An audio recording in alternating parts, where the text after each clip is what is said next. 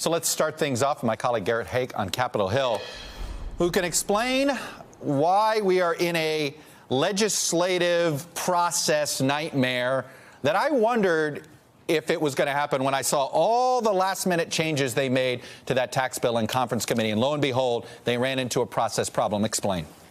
Tonight is what happens when you rush a very complicated bill to the floor. What happened tonight is you have what's called the Byrd Rule in the U.S. Senate. Now, at risk of being too wonky here, this is the rule that says if you're going to pass anything with just 51 votes, everything about it has to be germane to the original issue, the budget issue in place. The Senate parliamentarian came out today and said two provisions that were added to this bill late in the game in the Senate process were not germane. They had to be thrown out. Of course, this happened after the House had already voted on the bill. So tonight, the Senate will vote as planned. The bill will almost certainly pass as planned.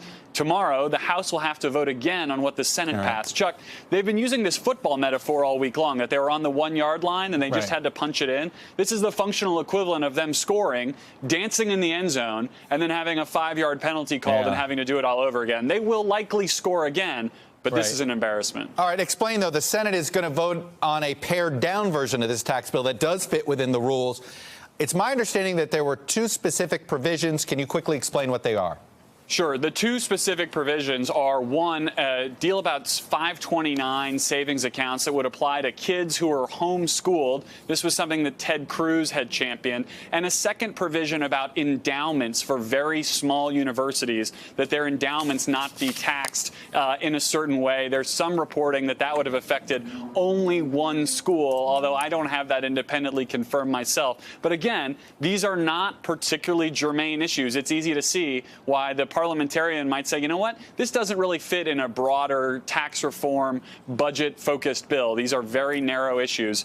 And again, parliamentarian says they've got to go before this bill can be voted on and passed with just 50 votes. And obviously, Garrett, on one hand, I mean, there is no, this is all perfunctory. I mean, is there any, obviously, you say, you use the football metaphor, every once in a while you don't get in on 4th and goal.